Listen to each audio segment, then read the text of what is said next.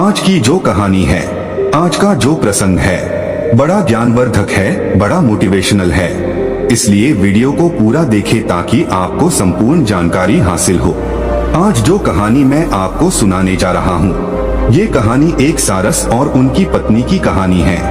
ये कहानी बड़ी प्रेरणादायक है। इस कहानी को सुनने के बाद आपके घर में कभी भी किसी भी प्रकार का कोई कलेश नहीं होगा, कोई लड़ाई झगड़ा नहीं होगा। आपके घर में सदैव सुख शांति बनी रहेगी। इस कहानी को आप खुद सुने, अपने परिवार वालों को सुनाएं, अपने बच्चों को तो जरूर सुनाएं। इस कहानी को सुनने के बाद आपके बच्चे वो अच्छे संस्कार वाले होंगे।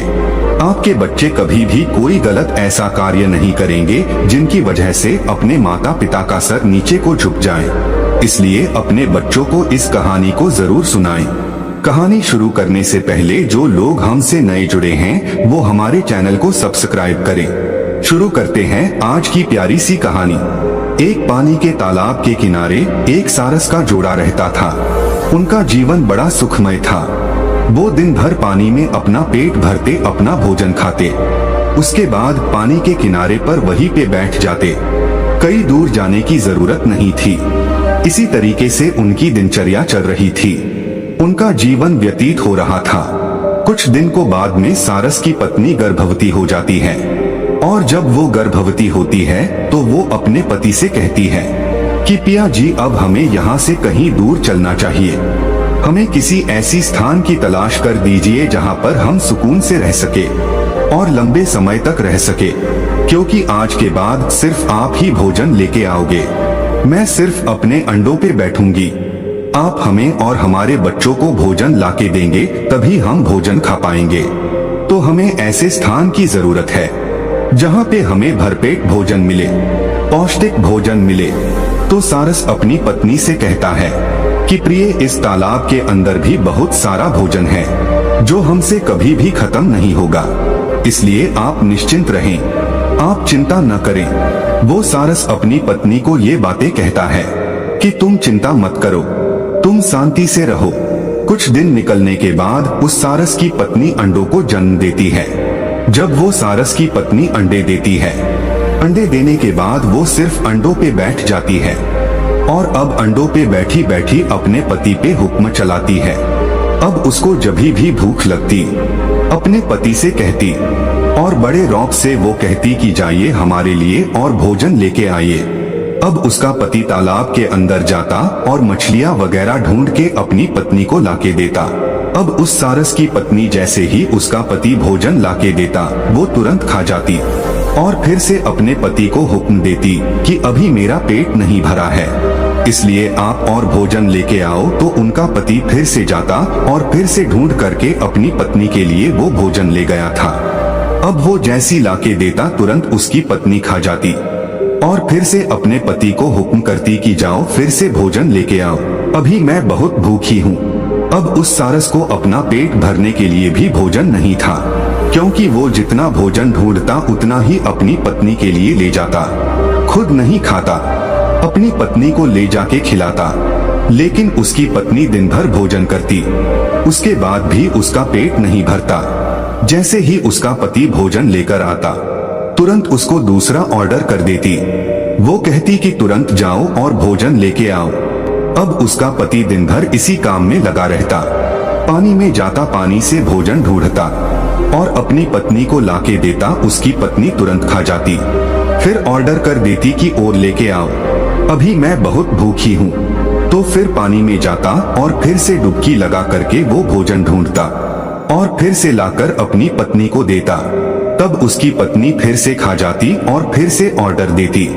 ये सिलसिला कुछ दिनों तक लगातार चलता है। अब धीरे धीरे सारस बड़ा परेशान हो जाता है, धीरे धीरे सूखने लगता है, क्योंकि वो खुद वो भोजन नहीं खाता था। वो सीधा जो भी भोजन उसको प्राप्त होता था, सीधा अपनी पत्नी को ले जाके देता था। उधर उसकी पत्नी वो गुस्सा इस बात का निकाल रही थी कि उसने दूसरी जगह जाने के लिए अपने पति से कहा था, लेकिन उसने अपनी पत्नी की बात को नहीं माना था।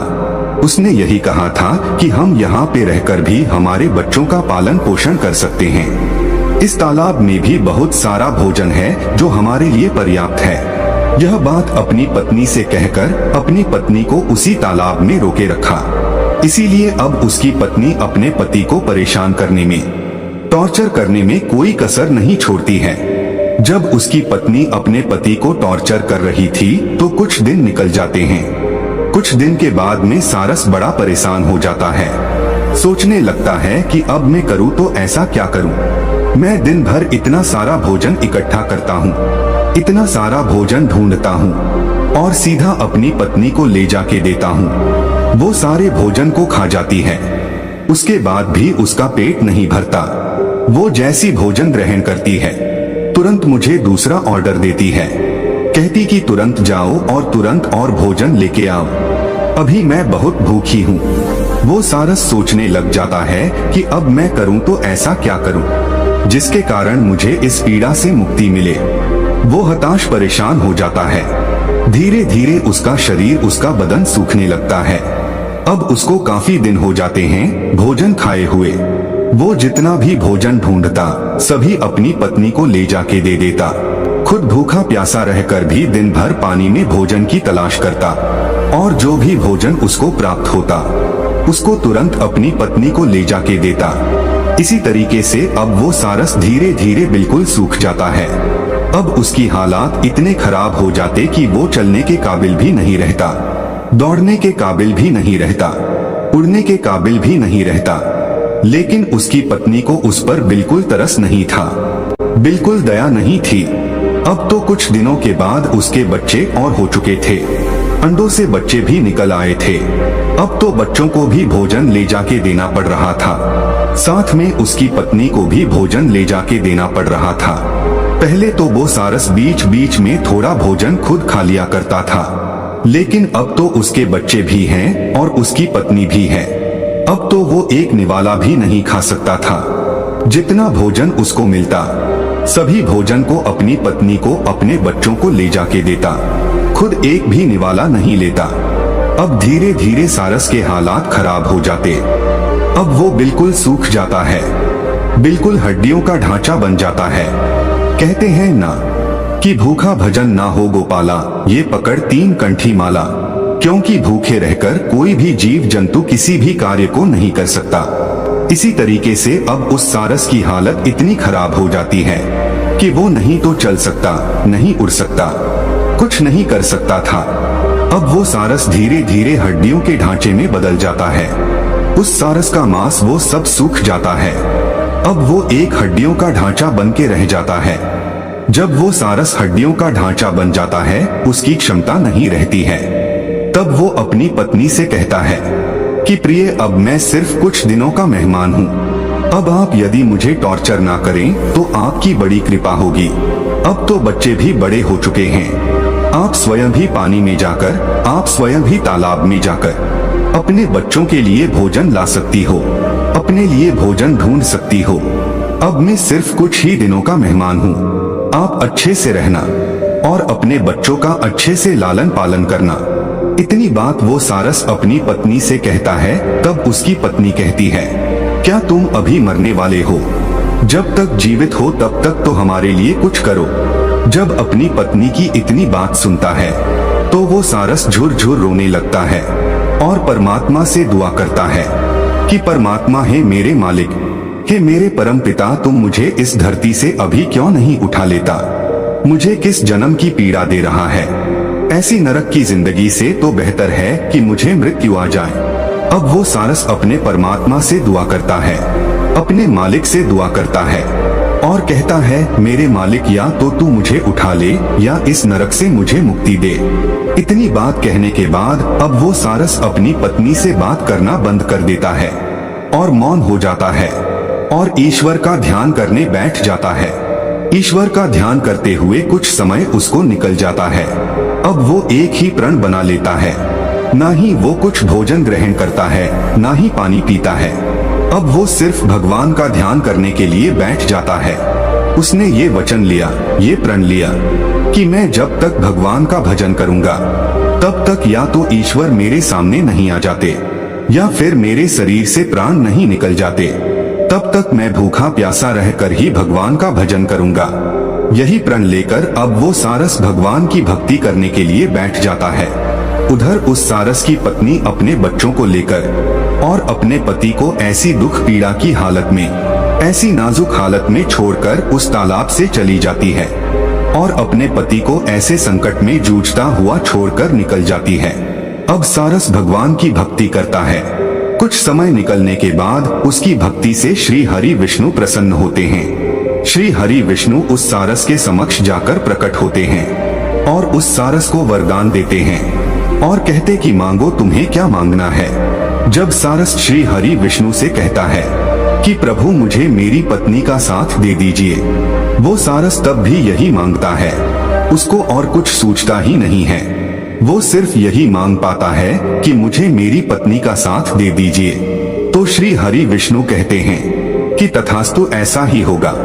वो सारस मांगना तो कुछ और चाहता था, लेकिन उसके मुख से यही निकलता है कि प्रभु मुझे मेरी पत्नी का सहारा दे दीजिए, मेरी पत्नी का साथ दे दीजिए। श्री हरि विष्णु ये आशीर्वाद देते हैं कि तथास्तु, ऐसा ही होगा। अब वो सारस अपनी पत्नी का सानिध्य पाता है। फिर से उसकी पत्नी उसको मिल जाती है। श्री हरि विष्णु की कृपा से उसके बच्चे और उसकी पत्नी उसको फिर से मिल जाती है और वो अपनी पत्नी के साथ दुख पीड़ा झेलता हुआ अपना जीवन व्यतीत करता है। और एक दिन ऐसा आता है कि वो सारस मृत्यु को प्राप्त हो जाता है। दोस्तों, आज भी सारस जो है, अंडे देने के बाद कभी भी भोजन लेने के लिए नहीं जाती। वो सिर्फ अंडों पर बैठी रहती है, हमेशा 24 घंटे। उसका पति ही उसको भोजन लाके देता है और जब उसके अंडों से बच्चे निकलते हैं तब भी उस सारस का पति अपनी पत्नी को और अपने बच्चों को पानी से भोजन ढूंढ के लाता है और अपनी पत्नी को अपने बच्चों को भोजन खिलाता है। वो तब तक खिलाता है जब तक सारस के बच्चे खुद भोजन ढूंढने और खुद पानी में उतरने के काबिल नहीं हो जाते। तब तक सारस अपनी पत्नी को और अपने बच्चों को स्वयं भोजन लाके खिलाता है, क्योंकि ये श्री हरि विष्णु के एक आशीर्वाद के कारण हुआ है। उस वक्त यदि वो सारस कुछ और मांग लेता तो हो सकता है वो अपने बच्चों का, अपनी पत्नी का लालन पालन नहीं करता, लेकिन उसने श्री हरि विष्णु से यही मांगा कि प्रभु मुझे मेरी पत्नी का साथ चाहिए। तो भगवान ने उनको ये आशीर्वाद दे दिया कि तथास्तु, ऐसा ही होगा। उसके बाद से सारस कभी भी आपको अकेली नहीं मिलेगी, वो हमेशा जोड़े में मिलेगी। जहाँ भी आपको नजर आएगी वो जोड़े में नजर आएगी। अकेली सारस आपको कहीं पे भी ढूंढने को नहीं मिलेगी। दोनों पति पत्नी का जोड़ा आपको हमेशा नजर आएगा। और जब वो अंडे देती है तो खुद अंडों पे बैठ जाती है और सारस अपनी पत्नी के लिए भोजन ढूंढ के लाता है और खिलाता है। इसी तरीके से उनका जीवन व्यतीत होता है। दोस्तों, ये कहानी अब समाप्त होती है। तो दोस्तों, यह कहानी आपको कैसी लगी हमें कमेंट सेक्शन में जरूर बताना और अच्छी लगी हो तो इस चैनल को सब्सक्राइब जरूर कर लेना।